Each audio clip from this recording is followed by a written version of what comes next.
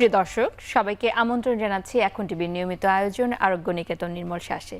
Bangladesh lung foundation এবং রোয়াটা pharmaceuticals limited নিবেদিত এই অনুষ্ঠানে আমি ডাক্তার সাদিয়া সুলতানা আপনাদের সাথে আছি। দর্শক, আজকে আমরা কথা বলতে যাচ্ছি সিওপিডি, দীর্ঘমেয়াদী শ্বাসকষ্ট বা ক্রনিক অবস্ট্রাকটিভ পালমোনারি ডিজিজ, এই রোগটি নিয়ে। সারা বিশ্বে এই রোগের ভয়াবহতা আস্তে আস্তে বেড়ে যাচ্ছে, তেমনি বেড়ে যাচ্ছে বাংলাদেশেও। অনেকে এটিকে ভাবেন সাধারণ হাঁপানি, আবার অনেকে ভাবেন ধূমপায়ীদের রোগ, কিন্তু বিষয়টি কি আসলেই তাই? এ নিয়ে আমরা আজকে কথা বলবো এবং অনুষ্ঠানে আমাদের সাথে উপস্থিত আছেন আমাদের দেশের দুজন প্রখ্যাত বক্ষব্যাধি বিশেষজ্ঞ। আমাদের সাথে আছেন অধ্যাপক ডাক্তার মোহাম্মদ শাহীন, বিভাগীয় প্রধান respiratory medicine, Dhaka national medical college ও হাসপাতাল। আমাদের সাথে আরও আছেন ডাক্তার আশরাফুল আলম খান, বক্ষব্যাধি বিশেষজ্ঞ, জাতীয় বক্ষব্যাধি ইনস্টিটিউট ও হাসপাতাল। আপনাদের দুজনকে স্বাগত জানাচ্ছি আমাদের অনুষ্ঠানে। আমরা সিওপিডি নিয়ে কথা বলতে যাচ্ছি আজকে। তো প্রথমে একটু জানতে চাই, এই সিওপিডি রোগটি কি?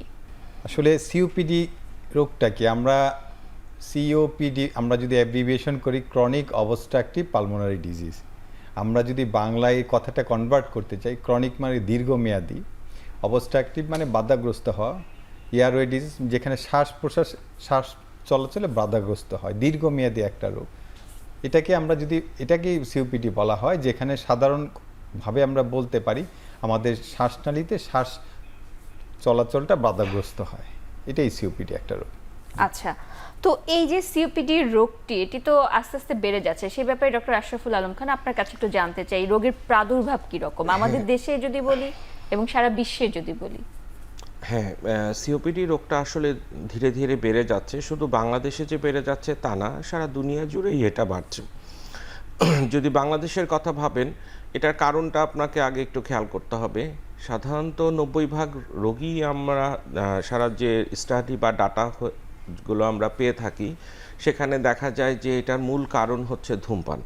আচ্ছা, এছাড়াও আমাদের দেশে যেটা দেখা যায় যে অনেকেই বাড়িতে যে চুলোটা ব্যবহার করে, যেটাকে আমরা বলি বায়োমাস অথবা লাকড়ির চুলা অথবা এই ধরনের যে অন্যান্য জিনিস দিয়ে যে রান্নাটা হয়, যে ধোঁয়াটা তৈরি হয়, এর মাধ্যমেও দেখা যায় অনেক সময় আমাদের মহিলারা এই রোগে আক্রান্ত হচ্ছে।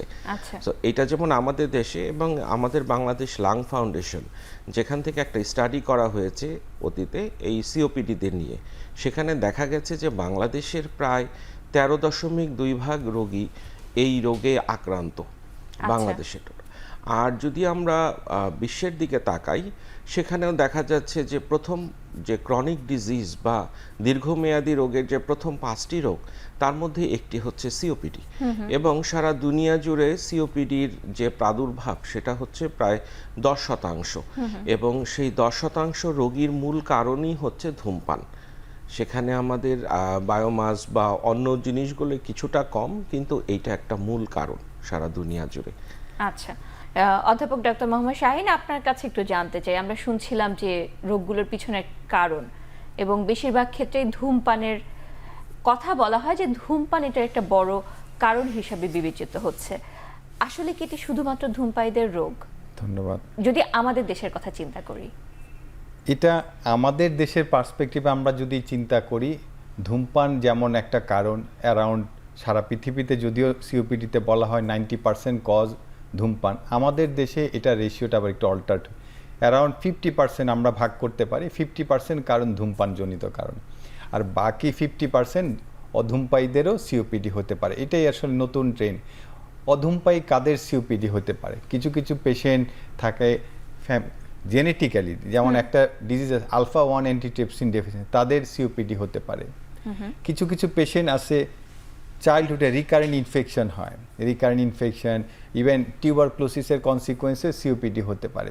ইভেন আমরা মায়ের গর্ভে থাকা অবস্থায় কিছু পেশেন্ট দেখা যায় যারা প্রিটার্ম বেবি হয়, লো বার্থ ওয়েট বেবি হয়, এদেরকেও সিওপিডি হতে পারে। এছাড়া ধূমপান ছাড়াও এনভায়রনমেন্টাল পলিউশন তো একটা কারণ, রান্নাঘরের ধুলা। আরেকটা জিনিস এখন নতুন জেনারেশনের মধ্যে যেটা পাওয়া যায়, ভেপ, এটাও একটা কারণ, যেটা আমরা শুধু অনেকেই ভাবে যে ধূমপান ছেড়ে দেওয়ার জন্য আমরা ভেপ ধরলাম, এইটাও একটা সিওপিডির একটা কারণ। এটা থেকেও আমাদের সতর্কতা অবলম্বন করতে হবে। আমাদের দেশে পার্সপেক্টিভ আমরা 50% ধূমপানজনিত কারণ, আবার 50% অধূমপায়ীদের জন্য হয়। কিছু কিছু সিওপিডি থাকে, তাদের সাথে আবার অ্যাজমা ওভারল্যাপ থাকে, অ্যাজমা সিওপিডি একসাথে থাকে। আবার এমন কিছু সিওপিডিও আছে যেদের কারণ খুঁজে পাওয়া যায় না, আননোন কজ, সেগুলো কিছু সিওপিডির কারণের মধ্যে আছে আমাদের। আমাদের দেশে তো অনেক মানুষই আছে যারা একদিকে ধূমপায়ীদের সংস্পর্শে থাকে, আবার আমাদের দেশ প্রায় দেখা যায় যে শীর্ষ অবস্থানে করছে বায়ু দূষণের ক্ষেত্রে। এই কারণগুলো তো অনেকগুলো কারণ, তাহলে এই রোগটি কি হওয়ার সম্ভাবনা আস্তে আস্তে বেড়ে যাচ্ছে কিনা? যত দিন যাচ্ছে আমাদের অবশ্যই বেড়ে যাচ্ছে।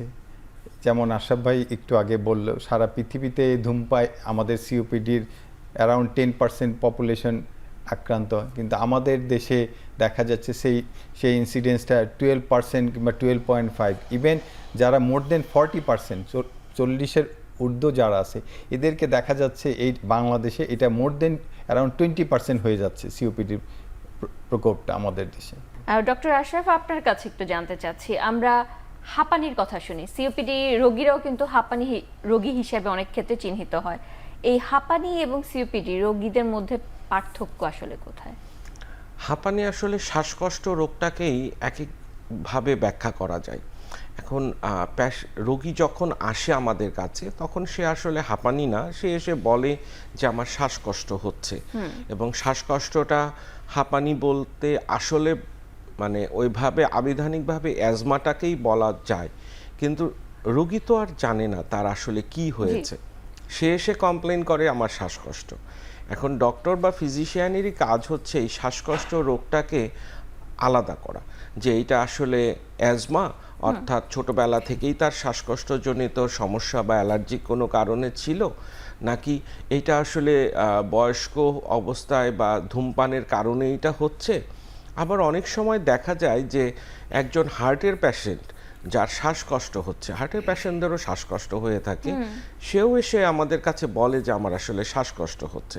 সো শ্বাসকষ্টটাকে হাঁপানি বলেই আমাদের দেশের রোগীরা মনে করে এবং তারা এসে আমাদেরকে সেটাই বলে। ডক্টরের কাজ হচ্ছে যে এটা কি আসলে অ্যাজমা, না সিওপিডি সিগারেট বা ধূমপানের জন্য, নাকি হার্টের সমস্যার জন্য তার শ্বাসকষ্টটা হচ্ছে, এটাকে আলাদা করা এবং সেই অনুযায়ী চিকিৎসাপত্র বা ব্যবস্থা নেওয়া। জি, ধন্যবাদ। অধ্যাপক ডক্টর মোহাম্মদ শাহীন, আপনার কাছে একটু জানতে চাচ্ছি, সিওপিডি রোগী অবশ্যই আমাদের দেশে একটু একটু করে বাড়ছে, আবার একদিকে অ্যাজমা বা হাঁপানি রোগীও আছে। তো এই যে দুই ধরনের রোগের মধ্যে অবশ্যই কিছু পার্থক্য, যেটা ডক্টর আশরাফ বললেন যে আছে, তো সেই ব্যাপারে একটু জানতে চাই যে কোন বয়সে কোন রোগটি বেশি হয়? অ্যাজমা রোগটা বয়সে আর্লি লাইফ থেকে শুরু হতে পারে, ইভেন চাইল্ডহুড থেকে। আমরা অ্যাজমাকে চাইল্ডহুড অ্যাজমা বলি, আবার আরেকটা গ্রুপকে আমরা ভাগ করি অ্যাডাল্ট অ্যাজমা। চাইল্ডহুড অ্যাজমা একেবারে ছোট বাবু 2 বছর পর থেকেই শুরু হতে পারে। অ্যাডাল্ট অ্যাজমা আমরা অ্যারাউন্ড 2টা গ্রুপ থাকে, একটা গ্রুপ অ্যারাউন্ড 15-এ শুরু হয়, একটা গ্রুপ অ্যারাউন্ড 30-এ শুরু হতে পারে। আবার কিছু কিছু লেট অনসেট অ্যাজমা আছে যারা আরও পরে শুরু হয়। আর সিওপিডিটা ইউজুয়ালি আফটার 40, ডিজিজ আফটার 40। আর এর প্রথম লক্ষণটা থাকে হাঁটতে গেলে হাঁপায়ে যায়। অনেক মানুষ ভাবে বয়সজনিত কারণে আমি হয়তো হাঁপায়ে যাচ্ছি, কিংবা অন্য কোনো ডিজিজ আছে, তার হার্টের ডিজিজ আছে, সেই জন্য হাঁপায়ে যাচ্ছে। এই জন্য মাঝে মাঝে সিওপিডিটা আন্ডার ডায়াগনোস থেকে যায়। প্রায় দেখা যায় অনেক পেশেন্ট আমরা পাই, দেখা যাচ্ছে অনেকের দেখা যায় হার্টের ডিজিজ আছে, সাথে সিওপিডিটাও আছে। সে ভাবতেছে শুধুমাত্র কার্ডিওলজিস্টের কাছে বারবার যাচ্ছে, কার্ডিওলজিস্ট কার্ডিয়াক ওষুধগুলা ম্যাক্সিমাম ডোজে দেওয়ার পরে দেখা যাচ্ছে সে হাঁপায়ে যাচ্ছে, আসলে তার 2টা ডিজিজ আছে। এই জন্য মাঝে মাঝে এটা আন্ডার ডায়াগনোসিস থেকে যায়। জি, ধন্যবাদ। ডক্টর আশরাফুল আলম, আপনার কাছে জানতে চাচ্ছি, অ্যাজমা বা হাঁপানির কথা যখন আমরা বলি যে এটার পারিবারিক একটা ব্যাপার আছে, এইটা কি সিওপিডির ক্ষেত্রে প্রযোজ্য কিনা? সিওপিডি অ্যাজমার ক্ষেত্রে যেটা দেখা যায় যে জেনেটিক্যালি বাবা মা বা তার পূর্বপুরুষ কারো থাকলে সেই সম্ভাবনাটা অনেক বেশি থাকে বা বেড়ে যায়। এর বাইরেও অ্যাজমা হতে পারে না যে তা না। আর সিওপিডির ক্ষেত্রে আমরা এর আগেও বলেছি যে মূল কারণ আসলে স্মোকিং, সিগারেট। এছাড়াও মানে সোশ্যাল যে ইকোনমিক অবস্থা বা এয়ার পলিউশন, বায়োমাস, এগুলো সবগুলো প্রিসিপিটিং ফ্যাক্টর হিসেবে এখানে আসে। জেনেটিক্যালি যে সিওপিডি হবে না তা না, কিছু কিছু জিনিস আছে, যেমন আমার ডক্টর শাহিন এর একটু আগে বলেছিলেন যে আলফা-1 অ্যান্টিট্রিপসিন, এটা একটা যেটার অভাবের কারণে আমাদের দেখা যায় অল্প বয়সেই সিওপিডি হতে পারে। যদিও সিওপিডিটা অনেক দেরি করে হয় 40-এর পরে, কারণ একটা নির্দিষ্ট পরিমাণ সিগারেট বা স্মোকিং বা ধূমপান করার পরেই কিন্তু এই রোগটা দেখা দেয়। এখন কিন্তু এই যে আলাদা একটা গ্রুপ, যে গ্রুপের ফুসফুসের যে একটা জিনিস আগে থেকেই শুরু হয়ে যাচ্ছে, যে তাদের ফুসফুস ডেভেলপমেন্টালি এই সমস্যাটা হচ্ছে, তাদের ক্ষেত্রে কিন্তু সিওপিডি দেখা যায় আর্লি হচ্ছে। এটা জেনেটিক একটা ডিজিজ। সো সিওপিডির ক্ষেত্রে যাদের আলফা-1 অ্যান্টিট্রিপসিন ডেফিসিয়েন্সি আছে তাদের ক্ষেত্রে আর্লি হতে পারে, অল্প বয়সেও সিওপিডি হতে পারে। ধন্যবাদ ডক্টর শাহিন। আমরা সিওপিডির কথা শুনছিলাম, অ্যাজমার কথা শুনছিলাম, দুই ক্ষেত্রে একটা বড় লক্ষণ হচ্ছে শ্বাসকষ্ট। তো এই ধরনের রোগী যারা আছে তাদের ক্ষেত্রে প্রাথমিকভাবে কি এই শ্বাসকষ্ট দিয়ে শুরু হয়, নাকি এখানে অন্য কোনো লক্ষণও থাকতে পারে? সিওপিডি ডিজিজটা শুরুতে যখন শুরু হয় শ্বাসকষ্টটাই মেইন লক্ষণ। তবে অ্যাজমার সিওপিডির শ্বাসকষ্ট যেটা হয়, লক্ষণটার মধ্যে কিছুটা ভিন্নতা আছে। ভিন্নতা কেমন? সিওপিডি ডিজিজটা যখন শুরু হয়ে যাবে তার শ্বাসকষ্টটা পারসিস্টেন্ট, এটা থাকবে। এটা এমন না যে সে শ্বাসকষ্ট ছাড়া থাকতে পারে, এটা পারসিস্টেন্ট থাকবে, গ্র্যাজুয়ালি বাড়তে থাকবে। ইউজুয়ালি শ্বাসকষ্ট আর কখন বেশি হয়? যখন সে এক্সারসাইজ করতে থাকবে বা একটু হাঁটার চেষ্টা করবে, আর্লিতে হাঁটার। সে যখন আপনি সিওপিডিতে ঢুকে গেলেন, তার মানে শ্বাসকষ্ট আপনার সাথী হয়ে গেল, এটাকে নিয়েই চলতে হবে। কিন্তু অ্যাজমা এমন একটা রোগ, আপনি যখন অ্যাজমা কন্ট্রোল থাকবে, কখনো অ্যাটাক থাকবে, সে আপনি শ্বাসকষ্ট ছাড়া থাকতে পারবেন।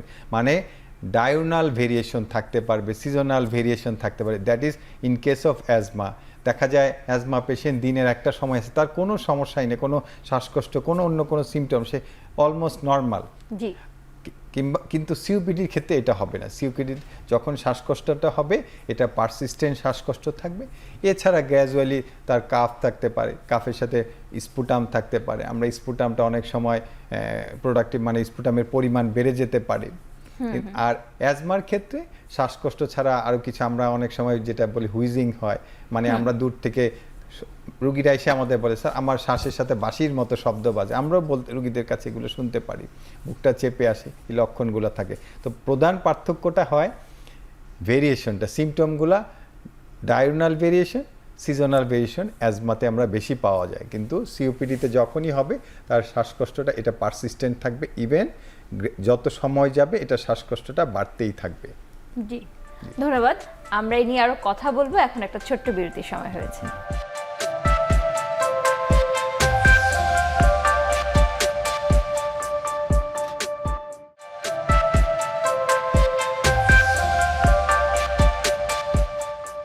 বিরতির পর আবারও স্বাগত জানাচ্ছি আরোগ্য নিকেতন নির্মল শ্বাসে। বাংলাদেশ লাং ফাউন্ডেশন এবং রেনাটা ফার্মাসিউটিক্যালস লিমিটেড নিবেদিত এই অনুষ্ঠানে আজকে আমরা কথা বলছি সিওপিডি, দীর্ঘমেয়াদী শ্বাসকষ্টের এই রোগ নিয়ে। একটু একটু করে জানছি বিভিন্ন ধরনের কারণগুলো। তো এই যে সিওপিডি রোগের লক্ষণগুলোর কথা শুনছিলাম বিরতির আগে, তার মধ্যে শুনছিলাম শ্বাসকষ্ট হচ্ছে, কাশি হচ্ছে।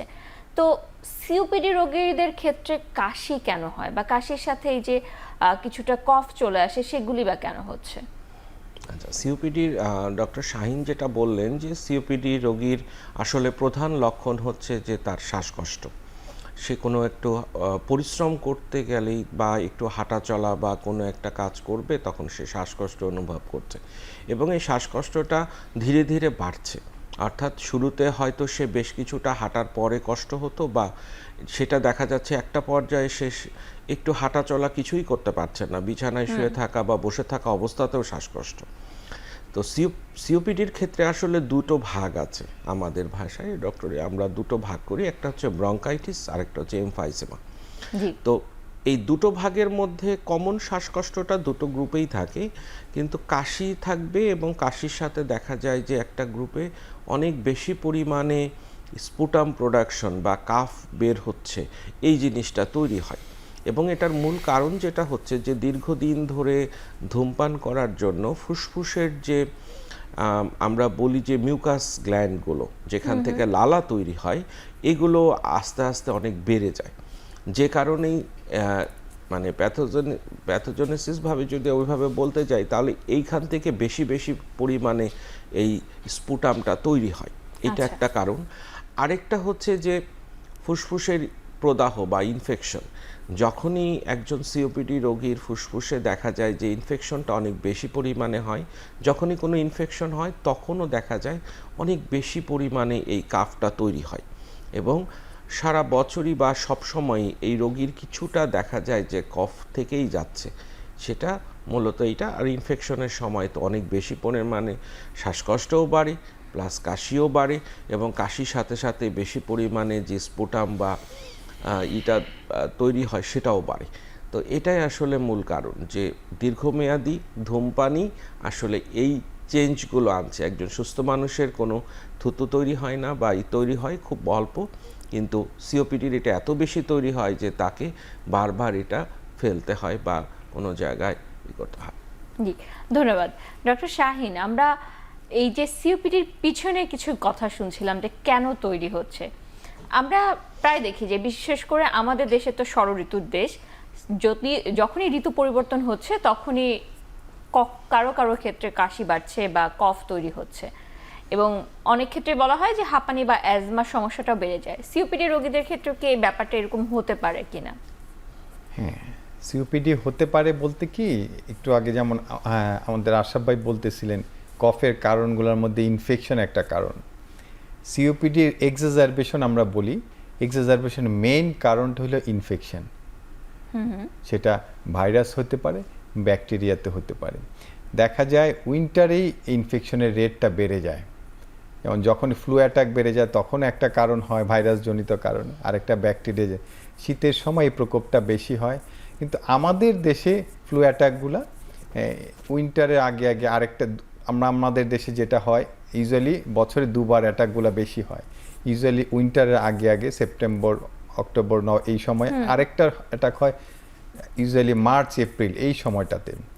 ইনফেকশন যখন হয় তখনই তখন আপনি বলতে পারেন যে উইন্টারের সময় এটার প্রকোপটা বেড়ে যায় সেই ইনফেকশনের জন্য। জি জি, তার মানে সিওপিডিতেও হচ্ছে আবার অ্যাজমাতেও হচ্ছে। এই ক্ষেত্রে একটু সাবধানতা হয়তো অবলম্বন করা উচিত আমাদের যারা রোগী আছেন। তো এই যে সিওপিডির কথাই বলছি এবং অ্যাজমার কথা বলছি, দুই ক্ষেত্রেই লক্ষণগুলো কাছাকাছি, পার্থক্য করার উপায়গুলো কি ডক্টর আশরাফ আপনার কাছে একটু জানতে চাই যে কি কি পরীক্ষা করা যায় এই ক্ষেত্রে? হ্যাঁ, অ্যাজমা প্রথমে হচ্ছে যে আমরা ক্লিনিক্যাল তাদের হিস্ট্রি থেকে আমরা নেওয়ার চেষ্টা করি যে আসলে বয়স একটা বড় ব্যাপার। যখনই দেখা যায় যে বয়সটা অনেক বেশি 40+, 40-এর ঊর্ধ্ব বয়স, এবং তার হিস্ট্রির মধ্যে যে সে সিগারেট খাবার বা ধূমপান করার হিস্ট্রি ছিল, তখনই আমাদের একটু সন্দেহ হয়। তারপরেও আমরা পরীক্ষাগুলো করাবো। আরও পরিষ্কারভাবে যারা বলেন তাদের যেমন কাশির পরিমাণটা দুক্ষেত্রেই থাকে, তারপরেও কাশিটা যেটা আমি একটু আগেই বলেছি যে অনেক বেশি পরিমাণে কাফ তৈরি হয় সিওপিডির ক্ষেত্রে। বয়স্ক, হাঁটলেই হাঁপিয়ে যাচ্ছেন, এবং শ্বাসকষ্টটা দীর্ঘমেয়াদী অনেক দিন ধরেই এটা হচ্ছে, এবং তার সাথে বুকে অন্যান্য জিনিস যেমন শব্দ হচ্ছে কিনা, বা তার ফুসফুসের যে শ্বাস প্রশ্বাসের যে যেটুক নেয়ার কথা সেটুক নিতে পারছেন কিনা, যেটুক ছাড়ার কথা সেটা ছাড়তে পারছেন কিনা, এগুলো একটা ক্লিনিক্যাল প্রথমে আমরা হিস্ট্রি নিচ্ছি। অ্যাজমার ক্ষেত্রেও তাই, যেটা আমাদের ডক্টর শাহিন বললেন যে ডায়রোনাল ভেরিয়েশন, দিনের কোন সময় শ্বাসকষ্টটা বাড়ে, অথবা কোনো সিজনাল, যেমন শীতের সময় শ্বাসকষ্ট বেড়ে যাচ্ছে, গরমের সময় বা ভালো, বা মাঝে মধ্যে একদম সুস্থ থাকে রোগী, যেটা অ্যাজমার ক্ষেত্রে হয়ে থাকে। সিওপিডির ক্ষেত্রে কিন্তু এটা কখনোই হয় না। পেশেন্টের শ্বাসকষ্টটা সবসময়ই থাকে, যখন ইনফেকশন হবে তখন বাড়ে, যখন হাঁটবে তখন বাড়ে, কিন্তু একদম ভালো আছি, আমার কোনো শ্বাসকষ্ট নেই, এটা সিওপিডির ক্ষেত্রে হয় না। এটা একটা লক্ষণ। আর যখন আমরা পরীক্ষা নিরীক্ষার মধ্যে যাব, তখন আমাদের বেশ কিছু পরীক্ষা আছে যেটা দিয়ে আমরা আলাদা করতে পারি। তার মধ্যে একটা প্রধান হচ্ছে এক্সরে। এক্সরে করে আমরা প্রথমেই সব রোগীকেই আমাদের এক্সরে করতে হয়, রেডিওলজিক্যালি আমরা দেখি, সেখানে সিওপিডির এক্সরে এক ধরনের হয়, অ্যাজমার এক্সরেটা অন্য ধরনের। দুটোর মধ্যে বেশ কিছু পার্থক্য আমরা দেখতে পাই। এছাড়া আরও কিছু পরীক্ষা আছে যেটাকে আমরা স্পাইরোমেট্রি বলি, অর্থাৎ ফুসফুসের শ্বাস নেওয়ার যে ক্ষমতা, কতটুক বাতাস নিচ্ছেন, কতটুক ছাড়ছেন, এই জিনিসগুলো আমরা বিচার করে সেখান থেকেও আমরা অ্যাজমা এবং সিওপিডি দুটো ডিজিজকে আলাদা করতে পারি। ধন্যবাদ। ডক্টর শাহিন, আমরা কিছু পরীক্ষার কথা শুনছিলাম, এর মধ্যে একটি হচ্ছে স্পাইরোমেট্রি। স্পাইরোমেট্রির ব্যাপারে আমাদের সাধারণ দর্শক বা সাধারণ রোগীদের খুব একটা ধারণা নেই, অথচ আমরা জানি যে এই পরীক্ষাটি খুবই গুরুত্বপূর্ণ, বিশেষ করে এই দুটি রোগের ক্ষেত্রে এবং অন্যান্য বিভিন্ন ধরনের শ্বাসকষ্টের রোগের ক্ষেত্রেও। তো এই ব্যাপারে একটু জানতে চাই, এই পরীক্ষাটি আসলে কিভাবে করতে হয়? আমার মনে হয় এটা শুধু সাধারণ মানুষ না, আমাদের ডাক্তারদের মধ্যেও স্পাইরোমেট্রি সম্বন্ধে আমাদের কিছুটা অবহেলাই বলতে পারেন। আমরা এটা নিয়ে খুব একটা গুরুত্ব দিতে চাই না, কিন্তু আমরা লাং ফাংশন টেস্ট বলতে আমরা অনেকগুলো টেস্ট আছে, এর মধ্যে স্পাইরোমেট্রি একটা টেস্ট। স্পাইরোমেট্রি একমাত্র টেস্ট যেই টেস্টটা ছাড়া আপনি কখনোই রোগটা কনফার্ম করতে পারবেন, নির্ণয় করতে পারবেন এটা সিওপিডি আছে কি নাই। আচ্ছা, এটা একমাত্র গোল্ড স্ট্যান্ডার্ড টেস্ট সিওপিডির জন্য, যেটা দিয়ে আমরা সিওপিডিটা ডায়াগনোসিস করতে। এটা খুবই সহজ, খুবই সাধারণ একটা টেস্ট। পেশেন্টকে জাস্ট একটা মেশিনে থাকে, সে একটা ব্লো দিবে, ফু দিবে, আমরা মেশিনে অনেকগুলো রিডিং চলে আসে, সেই রিডিংগুলো দেখে দেখে অনেকবার করতে হয়। ইভেন করার পর অনেক সময় আমরা একটু সালবিউটামল ইনহেলার দিয়ে আবার করতে হয়, করে আমরা ডাটাগুলো দেখে ইভেন আমরা গ্রাফ দেখে এটা ডায়াগনোসিস করতে পারি এটা অ্যাজমা না সিওপিডি। তবে এটা সবার জন্য, আমরা স্পাইরোমেট্রি ছাড়া কখনো ডায়াগনোসিস কনফার্ম করতে পারবো না যে পেশেন্টের সিওপিডি আছে কিংবা নাই। এটার জন্য অবশ্যই স্পাইরোমেট্রি আমাদের করা লাগবে। ধন্যবাদ। ডক্টর আশরাফ, আপনি বলছিলেন যে এক্সরের মধ্যে কিছু পার্থক্য আসে, যেটি অ্যাজমা থেকে আলাদা করা যায়। সেই পার্থক্যগুলোর কথা একটু জানতে চাই। সেটি কি সাধারণ যারা রোগী আছে তারা কি বুঝতে পারবে, নাকি এই জন্য কোনো বিশেষজ্ঞর পরামর্শ প্রয়োজন হতে পারে? ধন্যবাদ ডক্টর রেশমা। সাধারণ রোগীদের জন্য আসলে রেডিওলজি দেখে বা এক্সরে দেখে বোঝাটা একটু কঠিনই হবে। এটা আসলে ফিজিশিয়ানই আসলে প্রয়োজন হবে, তাদেরকেই দেখতে হবে। এটা বেসিক যেটা হচ্ছে যে সিওপিডির ক্ষেত্রে বিশেষ করে এমফাইসেমা যে ভ্যারাইটিটা আছে, এটাতে ফুসফুসের মানে ভলিউমটা বেড়ে যায়, অর্থাৎ আকৃতিটা আস্তে আস্তে দেখা যায় ফুসফুসের বড় হয়ে যাচ্ছে। নর্মালভাবেই বলছি বোঝানোর জন্য, ডক্টরদের জন্য বললে হয়তো আরেকভাবে বলতে হতো সাধারণ মানুষের জন্য। ফুসফুসটা ধীরে ধীরে এদেরকে একটু দেখা যায় যে উপর থেকে নিচে বা ভলিউম বেড়ে যাওয়ার কারণে এক্সরেতে রেডিওলজিক্যাল কিছু চেঞ্জ চলে আসে, যেটা অ্যাজমার ক্ষেত্রে কম হয় না। এইটা 2 নম্বর হচ্ছে যে পেশেন্টদের দেখা যায় দীর্ঘমেয়াদী শ্বাসকষ্টের কারণে তাদের হার্টেরও কিছু চেঞ্জ আসে। আচ্ছা, হার্টের একটা পার্ট বড় হয়ে যায়, কিছু চেঞ্জ আসে, রিমডেলিং হয়, এই জিনিসগুলো হয় ফুসফুসের ক্ষেত্রে। ফুসফুসের যে এমফাইসেমাতে দেখা যায় যে তার ডায়াফ্রামটাও নিচের হয়ে যায়, মানে লো ফ্ল্যাট ডায়াফ্রাম হয়, নিচে নেমে যায়। এগুলো আসলে হচ্ছে মানে রোগীরা এই জিনিসগুলো রেডিওলজিক্যালি বোঝাটা তাদের জন্য কঠিন এক্সরে দেখে। এইটা একজন ফিজিশিয়ান অথবা চেস্টের যিনি আছেন তারা তো বুঝবেনই, এছাড়া নর্মাল ফিজিশিয়ানরাও এক্সরে দেখে এটা ধারণা করতে পারবেন যে এই রোগটা আছে। আর অ্যাজমার ক্ষেত্রে যেটা হয়, এক্সরে স্বাভাবিক আসে, বেশিরভাগ ক্ষেত্রেই দেখা যায় অ্যাজমা রোগের যে এক্সরেটা আছে সেটা একদম আর 10টা মানুষের মতোই নর্মাল আসবে, কিন্তু ক্লিনিক্যালি দেখা যায় যে অনেক তার মধ্যে যখন এক্সামিন করবে বা চেস্টের অসকালটেশন করবে তখন দেখা যায় অনেক চেঞ্জ তার, তখন এটা শুনতে পাবে। জি, ধন্যবাদ। তার মানে এক্সরে দেখলে একজন ডাক্তার সাধারণত বুঝতে পারে যে তার সিওপিডি রোগ হতে পারে। তো সেই ক্ষেত্রে অবশ্যই স্পাইরোমেট্রির কথা আপনারা বলছিলেন যে সেটাও করা উচিত। তো আমরা দেখেছি যে সিওপিডি রোগীদের ক্ষেত্রে বেশ কিছু জটিলতা হয়, সেই জটিলতাগুলো একটু জানতে চাই ডক্টর শাহিন আপনার কাছ থেকে। ধন্যবাদ। আসলে জটিলতাগুলোর মধ্যে দীর্ঘমেয়াদী কিছু জটিলতা হয়। জটিলতা কিছু হয় ফুসফুসের জটিলতা, কিছু হয় ফুসফুসের বাইরে আমাদের অন্যান্য অর্গানগুলো আছে সেগুলো। ফুসফুসের জটিলতার মধ্যে দীর্ঘমেয়াদী আমাদের জন্য রেসপিরেটরি ফেইলিওর বলি আমরা। রেসপিরেটরি ফেইলিওর একটা পেশেন্ট অ্যাকিউট অনেক সময় যখন খুব বেড়ে যায়, রেসপিরেটরি ফেইলিওরটা একটা মোর কমপ্লিকেশন যেটা আমাদের। আর ফুসফুসের বাইরে আমরা হার্ট আছে আমাদের পাশে, দেখা যায় রাইট হার্ট ফেলিওর। আমাদের ফুসফুসের এই সিওপিডির কারণেও একটা ফেলিওর, হার্ট ফেলিওর হতে পারে, যেটা রাইট সাইডের হার্ট ফেলিওর হতে পারে। এছাড়া আরও কিছু পেশেন্ট জটিলতা বলতে দীর্ঘমেয়াদী পেশেন্টের ওয়েট লস, ক্যাকেক্সিয়া, লিনেনথিন এগুলো হতে পারে। আমাদের পায়ে পানি চলে আসতে পারে, সেটা হার্ট ফেলিওর ছাড়াও হতে পারে। কিছু পেশেন্ট আছে যেটা হার্ট ফেলিওর নাই, তারপরেও এই সিওপিডি পেশেন্ট, দীর্ঘমেয়াদী সিওপিডি পেশেন্টগুলো তাদের পায়ে পানি চলে আসতে পারে। আচ্ছা, তবে আমরা পিওরলি যদি সিওপিডির কথাটা চিন্তা করি, তাহলে মেইন আমাদের হলো রেসপিরেটরি ফেলিওর, লাংসের জন্য, হার্টের জন্য আমরা বলি রাইট হার্ট ফেলিওর।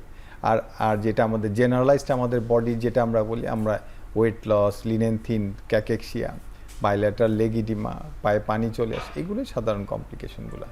ধন্যবাদ। এ নিয়ে আমরা আরো কথা বলবো, এখন একটা ছোট্ট বিরতির সময় হয়েছে।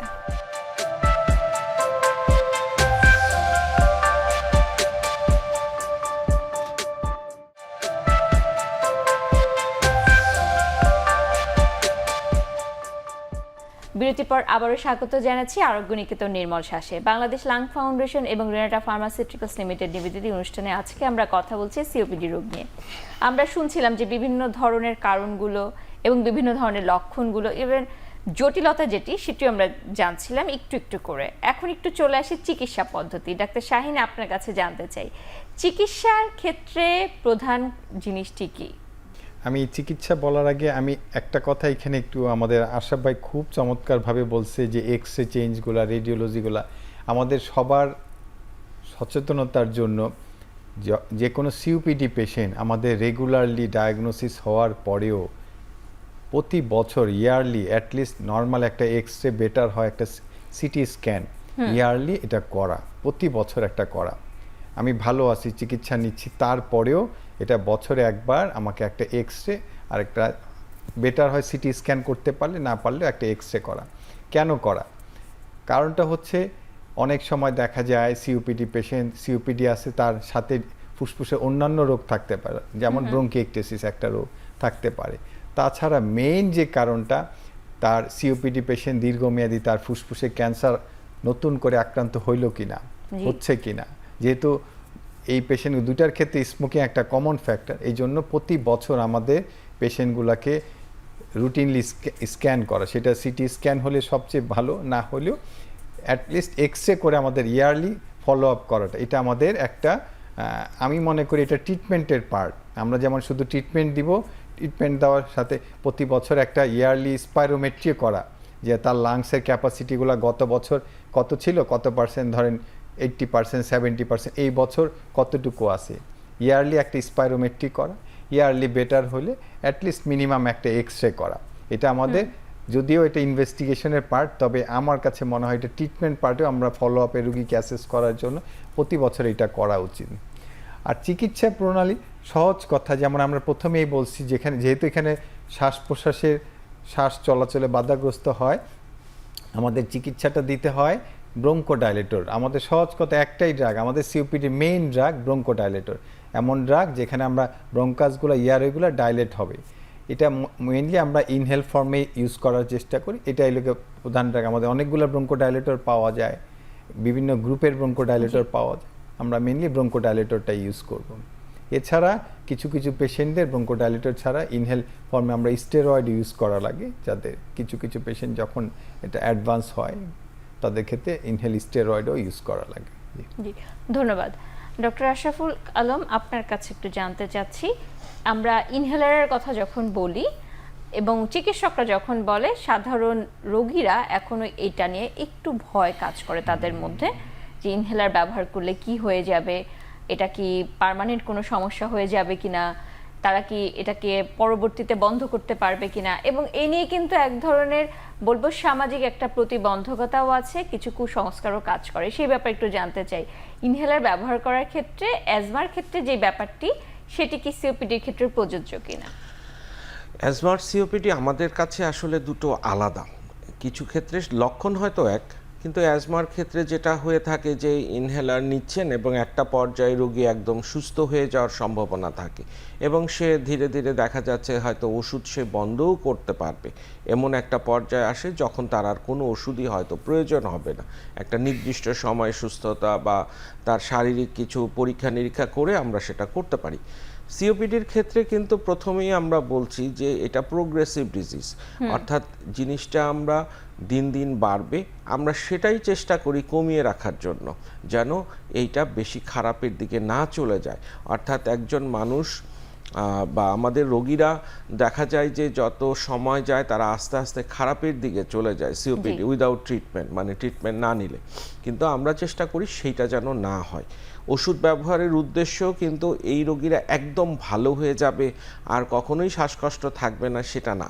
আমাদের উদ্দেশ্য হচ্ছে যে সে যে আস্তে আস্তে ডিসেবল হয়ে যাচ্ছে, সে যে আর কাজ করতে পারছে না। এক সময় একটা মানুষ নিজের বাজার করতে পারতেন, নিজে কাজ করতে পারতেন, কর্মক্ষম ছিলেন, সেটা আর থাকছেন না, তার সেইটাকে যেন তার থাকে।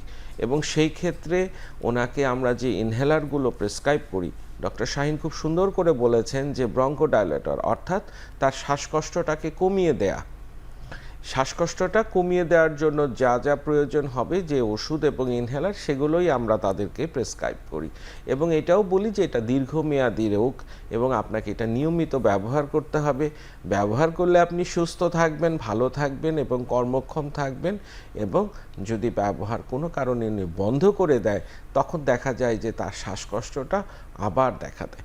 সো সিওপিডির ক্ষেত্রে আসলে এটা যেহেতু প্রোগ্রেসিভ হতে হওয়ার সম্ভাবনা বেশি, আমরা ওষুধটা সবসময়ের জন্য বলি যে এটা নিয়মিত নিতে হবে।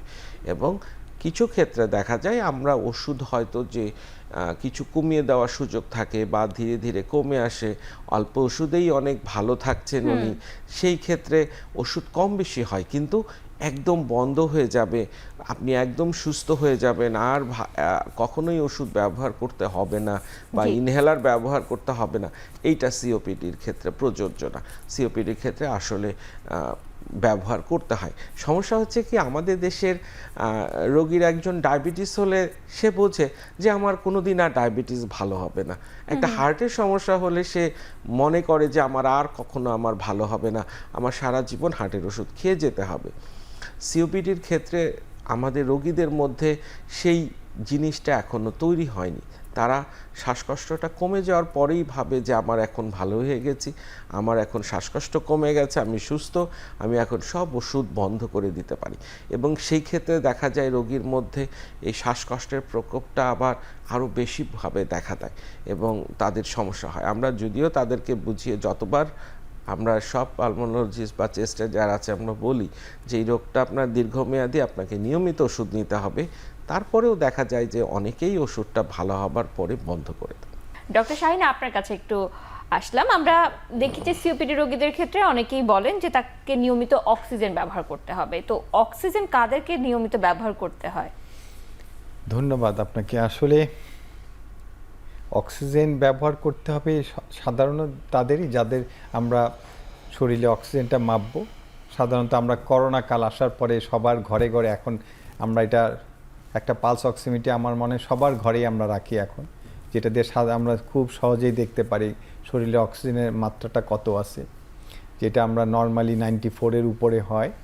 সিওপিডির ক্ষেত্রে যখন 94-এর নিচে ইভেন আমরা আসলে আমরা অক্সিজেন দেওয়ার চেষ্টা করব। তবে সিওপিডি কিছু কিছু পেশেন্ট থাকে, যেমন আশাপে আমরা একটু আগে যেমন এটা বলছিলাম প্রোগ্রেসিভ ডিজিজ এক্সাজারবেশন, কিছু কিছু পেশেন্ট যখন স্টেজ হতে অ্যাডভান্স স্টেজে চলে যায়, তার লক্ষণগুলা এক্সাজারবেশনে বসে আছে রেস্টেও হতে পারে।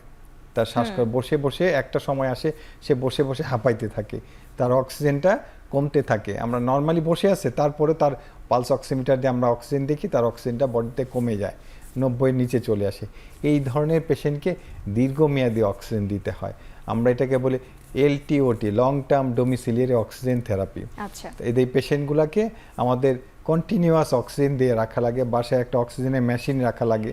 তাদেরকে আমরা মোটামুটি একটু লো ফ্লো অক্সিজেন দেওয়ার চেষ্টা করি, টার্গেটটা একটু 90-র উপরে রাখার চেষ্টা করি। আমরা স্যাচুরেশনটা নর্মালি 94, তো সিওপিডির ক্ষেত্রে আমরা একটু 90-র উপরে রাখার জন্য যতটুকু অক্সিজেন লাগে এদেরকে দিয়ে রাখতে হয়। ধন্যবাদ। আমরা আবার একটা বিরতিতে যাচ্ছি, বিরতির পরে নিয়ে আরো কথা হবে।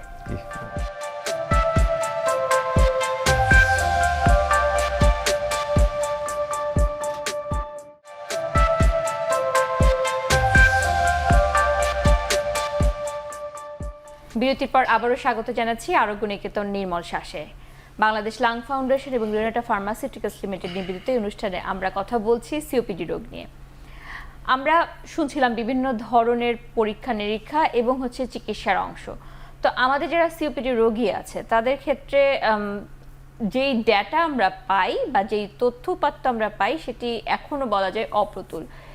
তো চিকিৎসার ক্ষেত্রে এটি অবশ্যই একটা গুরুত্বপূর্ণ বিষয়। সেই ব্যাপারে আমি একটু জানতে চাই, বাংলাদেশ লাং ফাউন্ডেশনের একজন গুরুত্বপূর্ণ সদস্য হিসাবে আপনি জানেন যে বাংলাদেশ লাং ফাউন্ডেশন এ নিয়ে কথা বলেছে, কাজ করেছে, সেই কাজের ব্যাপারটা একটু জানতে চাই। বাংলাদেশ লাং ফাউন্ডেশন আসলে হচ্ছে ফুসফুসের এই সাবজেক্ট নিয়ে যে পাইনিয়ার বাংলাদেশের যে কটা অর্গানাইজেশন আছে তার মধ্যে অন্যতম। এবং এই 2007 সাল থেকে বাংলাদেশ লাং ফাউন্ডেশন বাংলাদেশে এই ফুসফুসের নিয়ে কাজ করছে এবং তারই পরিপ্রেক্ষিতে 2009-এ প্রথমবারের মতো বাংলাদেশ লাং ফাউন্ডেশন পুরো বাংলাদেশ জুড়ে বিভিন্ন জেলায় বিভিন্ন থানায় একটা নিয়মের মধ্যে, যেটা ডাটা কালেকশনের নিয়ম বলা হয়, সেইভাবে করে পুরো বাংলাদেশ জুড়ে এই বোল্ড বিডি স্টাডি বলা হয় এটাকে, সিওপিডি রোগীদেরকে একটা সুমারির মধ্যে নিয়ে আসে এবং সেখান থেকেই কিন্তু আমরা আজকে ডাটাগুলো পাচ্ছি। আজকে যখন আমরা বলছি যে বাংলাদেশে এত অংশ ধূমপায়ী, এত অংশ অধূমপায়ী, অথবা সিওপিডি রোগী আছে আজকে 12.4 বা একটা সংখ্যা বলছি বা এই যে ডাটাগুলো আমরা পাচ্ছি সেটা কিন্তু সেই পুরনো 2009 সালে।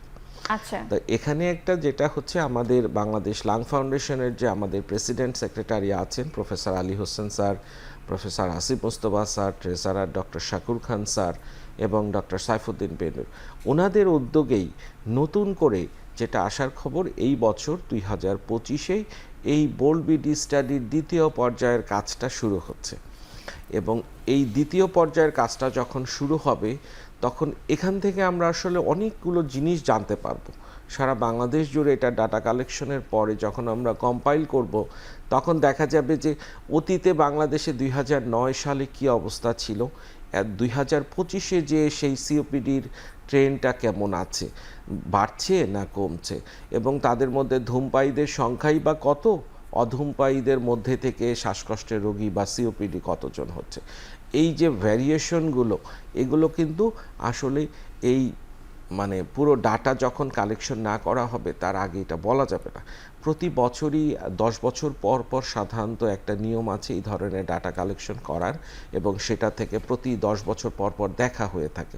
সো আমাদের দেশে আসার খবর হচ্ছে এই বছর যখন লাং ফাউন্ডেশন থেকে এটা করবে তখন সেখান থেকে যে ডাটা পাওয়া যাবে সেটার উপরে ভিত্তি করেই নতুন করে চিকিৎসার কিভাবে কি করা যায়, সরকারও সেখান থেকে আমাদের উদ্যোগগুলো নিতে পারবে যে এইখানে কি করা যায়।